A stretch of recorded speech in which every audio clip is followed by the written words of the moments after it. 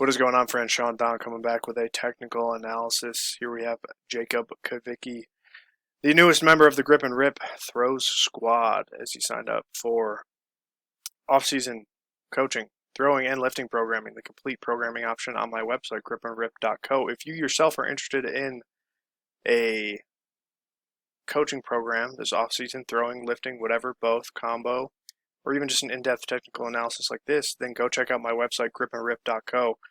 Now is always the best time to sign up. The only better time would have been yesterday or 6 months ago, but all we have is now. So sign up now. Make some gains this offseason. What else is there to say? You want to get better? You want to drop bombs? Now's the time to start working for next season. All right? Lots of progress to be made over the next 3 months of summertime for you college kids who are on summer break. So let's take a look at Jacob's throw. His PR is just under 50 meters, I believe. 6'3", though, so he's got the frame. He's a little light, only 215, 220 pounds. Admittedly, he said he's explosive, but he's not the strongest. So that's kind of the goal for this offseason of working with him, is to get him stronger, get him bigger, put some mass on his frame. Get those strength levels up, because like I said, being 6'3" and being a hammer thrower is pretty nice. I wish I was a little bit taller. I'm only 6'1", but let's take one more look, and then let's start breaking it down for Jacob. Looking at your throw, the winds just look a little disconnected, a little floppy, and then in terms of your turns, you do look explosive, which is good. You got a good nervous system, perhaps. We just gotta juice it up a little bit with some strength. And then just better technique in general. Like I said, figuring out those winds, figuring out how to let the ball do the work instead of the body kind of forcing it across will help a lot. So let's break it down. All right. Starting what looks like left foot at 0. All right, you bring the ball forwards, bring the ball back, and then you do the thing that I see so many people do lately. You bring the ball forwards, and as you go to bring the ball back, you see the hands are tied towards the body. Literally like right at your belly button, tied towards the body. And then from there, with this tighter towards the body sort of hand-arm position, there's not a lot of tension, centripetal force on the ball right here. So it's going to be hard to find that, because you're going from essentially 0 centripetal force to ideally you want to have, and this is a very random, vague notion, but 100%. It's not, pulling you. But you want to feel that tension from the ball 100% pulling out away from you like centripetal force.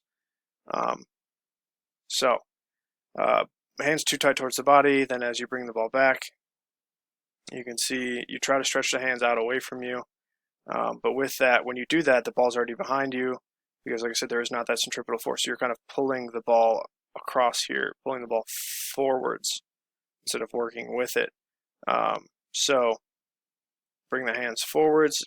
Good news is it's not too far across the body. Some people do it very right to left. Yours does look like it's back to front for the most part. You just got to start by not having the hands right next to you in this preliminary swing. And then as you go through, like I said, you're not bringing it across too much, but the ball's just kind of down. You're kind of pulling it forwards, pulling it across. The ball's kind of dropping on you. There's not any tension on this wire. If there is some, it's not much. Then as you bring the ball forwards, you do have a little bit of patience right through here. You wait for the ball to get a little bit ahead as you go to kind of open up and connect, and open those shoulders and connect early. So decent stuff in there. Like, you're not letting the hands come super left, which is good. Hands don't really cross the midline of the body, which is nice. You open up. When you can see, once again, there's not much tension in the body. Your legs look like, being taller, 6'3", you got a lot of leg to use.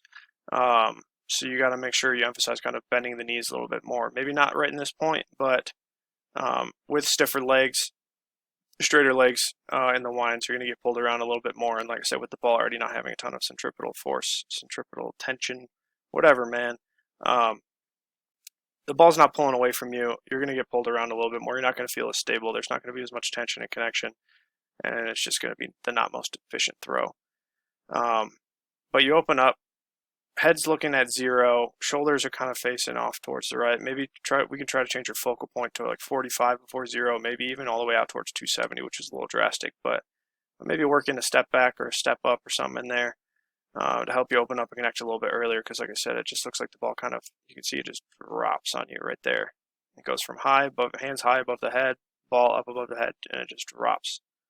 And then from there, you see the hands are still very tight towards the body. You're not getting the hands out away from the body on that right side, wide to the right. So left arm out across the body, or even right arm specifically is probably more important, out across the body, or out away from the body. And then as you go into the second one, like I said, there's just not a ton of tension because your hands are so low, the ball's dropping, and you can see the ball's pretty much, it's just barely off the ground. And you can't really tell with this video quality, but it's just barely off the ground. Then as you come forwards, you can see you get a little bit more right to left. You see your body comes square to zero. So like I said, you're kind of opening up a little bit too much. Hands going to come across the body finally. You can see the hands getting left outside of this kind of left axis, this left foot, left shoulder. Hands going to come wider on the left, which is another contributor to kind of a lack of tension, because it makes it harder to open up and connect earlier. And then as you go through into the second wind into the entry, same sort of thing, hands are high and then they drop right there on you. So the goal should be, as the hands go above the head, keep the hands high, keep it reach back to 180, and then keep it long around you, long and up, hands up around your right side. And ideally you should feel the ball pulling out away from you, like I said, centripetal force. But as you go through an entry, like I said, the hands drop, and then you can see right here, very, very noticeable, you can see this left side pull across, opening up, pulling across while the ball's still very far behind you. So you're really forcing it with that left side because there's not that tension coming from the ball. So you can't really feel that right side working too well. So you're really using that left side, sorry, to pull it across. And it's pretty stable for the most part. Like it has, you have the right idea. It's just a little bit forced here. Like I said, if the ball was out away from you more, you'd have a lot more tension to work with, and you'd have a lot more stability. Where, like I said, this just looks a little bit forced. All right, your low point I think is in a pretty good spot, kind of out in front of that right foot, and then you do kind of have the tendency to kind of be back heavy on the right. You can see it looks like you're starting from a heel turn because you're only doing 3 turns, and that's okay. But you can see those hips kind of pushed back over this right side. And then you see your left leg's pretty bent. You are deeper in the legs here a little bit, a little stiff, pretty decent patience through entry, considering how much tension you didn't really have in the winds, but pretty stable, maybe pulling back and leading a little bit. You can see the hands kind of get high above the head. Ball's kind of rising around the left a little bit too much. And then the right side is relatively connected. It's a little bit behind, mostly because the left side's a little bit ahead, so that right side comes off a little bit late. And then as you go to step into the next turn, you can see it looks like the hands are high above the head, and you're kind of like ducking or turtling, or kind of your head's tucked between your arms a little bit. As you go to step, you can see you kind of come across the body a little bit with this right foot. Kind of see you step across rather than thinking about stepping forwards. So the goal should be to step forwards, drop that left knee forward, step forwards towards the ball, towards the sector, towards 180, whatever it is you want to catch. But that being said, you do catch in a decent position in terms of where the ball's at. Right foot comes down, ball's almost in the direction of the left sector. Maybe a little stiff in the legs. Looks like you're kind of a little bit too tall in this point. Kind of over posturing. Good posture is a good thing to have, which is what you have. Hips are underneath you, your torso is stacked, but it looks just like a little bit too much. Mostly because that left leg. Maybe hips could be a little bit more underneath you, centered in the feet. But like I said, I think that comes from the left foot not dropping and catching the ball like it needs to. So your hips aren't underneath you.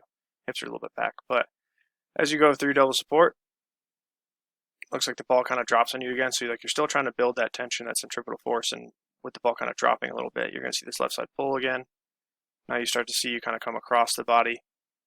You see that left shoulder kind of rise up, kind of pulling the ball through, that left leg opening ahead of it. You're kind of pulling your weight back onto this right leg. Your hips are more or less underneath you. You just need a little bit more stability and patience and double support. You can see that low point is still kind of stuck over here, almost more towards 270 than it was in the previous turn. That comes from this left side pulling across, pulling up on the ball. As you go through double support and single support, you can see the right leg is better. Like it looks like you have decent idea of rotational connection Like, you're rotating with it pretty well. Your legs are turning with it pretty well. It's just that left side's pulling back before the ball gets to zero, so you don't quite have the patience you need in double support. And then as you go to catch, same sort of thing. Hands look a little bit high, kind of shrugging up, turtling a little bit. And then as you go to catch here, you can see it's like, once again, you're kind of over postured because that left knee, it's bent. You get a little forward, step forwards, but then you get a little bit wide because of that left side. So if the left side pulls, creates tension, the right side is going to kind of disconnect and be a little bit discombobulated, I suppose, where, like I said, at the end of double support, you were very heavy over that right side. Now on the next catch, you can see your right foot's a little bit wide because your center of mass is still a little bit too much over this right side. Or rather, the ball's pulling you in that direction. Your right side's not connected, so you're not quite on balance in this catch, so your right foot kind of compensates for that. You catch a little bit later, same sort of thing, ball kind of drops on this right side. And then as you go through double support, you can see more of that left side pulling. With the feet being a little bit wider, you can see more of the split between the right and left leg. You can see the left leg open up a little bit more ahead of the ball. You see that left side instability. You can see it start to rotate back over that right side before the ball gets to zero. And then you see that right foot comes off a little bit late, a little bit, maybe not so much, but same sort of thing. Ball kind of climbs on you. Its hands are up above the head, and then you kind of drop the ball as you go to catch. Hands are low on the right side, on your right side specifically. Camera view left side. But you catch, it's like you kind of pull yourself out of it to save yourself. This single sport movement's a little bit better with that left knee, stepping more forwards towards the ball. Actually, this is very good in terms of stepping forward towards the ball. You just need to do this every turn. You catch, ball more in the direction of the sector than the previous turn, a little bit more separation. But then you still kind of see that ball drop on you a little bit, and you kind of pull up and extend up through and finish. So this is honestly a decent looking throw compared to all of the ones that you sent me. I think this is the best looking one. So, yeah, it's definitely some things we can work on. The winds and the entry are going to be the biggest thing. If we can get you to feel some consistent tension in the winds and entry, then everything else is probably going to clear up. Not automatically, but it's going to get a lot better. So, better winds and entry, more tension, ball out away from you. As you go through, you know, I think you have, like I said, pretty decent turning mechanics. Just got to figure out that direction, that step forwards in single support. And then better stability, but that'll come with better tension in the winds and entries. So, yeah, Jacob, stoked to help you out. You kind of remind me a little bit of Justin Eichler, another thrower that I have been coaching this past season.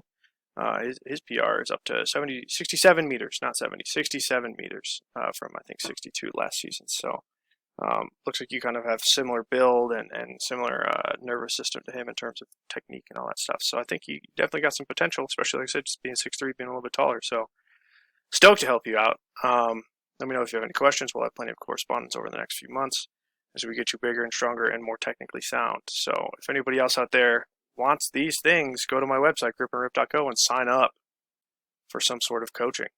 Just take the leap, take the step. What are you waiting for? Okay, you want to get better?